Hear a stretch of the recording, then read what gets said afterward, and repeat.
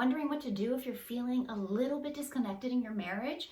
Well, stick with me because I'm going to share with you 3 quick ways that you can start feeling more connected with him starting today. Hi, I'm Morella. I'm a certified life coach, and you're watching my Strengthening Your Marriage series. If you're someone who's interested in improving your marriage, your family, or yourself, then welcome. In this video, I'm sharing tip number 6 of 10 things that I think every relationship should focus on if you're serious about being together for the long haul. Tip number 6 is all about connection, and I'm going to share with you ways that you can continue building that connection, especially if you've been together for a long time.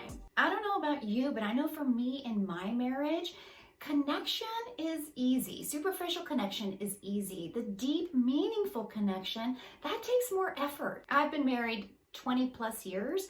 That's 2 decades. I've got 2 kids and 2 cats, which aren't the point. The point is that regardless of how long you've been together, you naturally just start taking each other for granted. And it doesn't mean that you're a bad person. It just means that we get into our routines. We divide and we conquer, and all in the name of efficiency. There are things that I do that I'm responsible for, and there are things that he does. He's responsible for. And after a while, we naturally slip into autopilot. Things kind of become very predictable. You know what else gets predictable? Our moments of connection. They get to be kind of maybe repetitive, boring, bland. So here's something that I want you to try this week in order to build connection.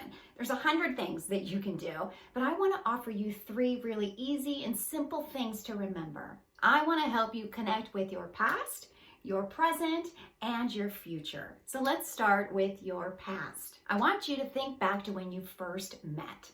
What is it that stood out to you about him?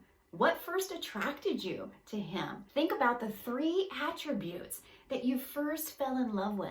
This might be an activity that you do together, or maybe you just do it on your own. Spend some time reflecting on those attributes and look for ways that those things are really showing up in your relationship even now. Odds are they're still there, but you've just grown so used to each other. You're on autopilot. And maybe you don't even notice them anymore. Your homework this week is to figure out a way that you can generate a deep appreciation for those things. I want you to not just see it, but connect to it, maybe vocalize it. Ladies, not everyone has those very specific attributes that you were first drawn to.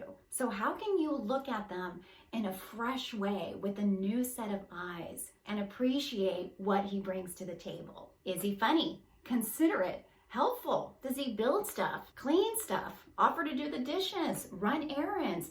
Those are wonderful attributes. Let's connect with them and appreciate them. The second thing that we can connect with is our present. And I want us to zoom out a little bit and ask yourself these reflective questions. What is the purpose of marriage? And then ask yourself, what is the purpose of your marriage? What are you there to do for each other or be for each other? Do you see your marriage as a gift? Do you recognize the built-in opportunity for friendship and companionship and support? Get clear on what love is. Is it a choice or is it a feeling? When love is a feeling, it's easy to withhold love. When we're not feeling like we want to love the person, there's sort of like an on and off switch. But when love is a choice and you choose to love, then it's not dependent on your feelings. It's not an on and off switch. When love is a choice, we can choose to love more.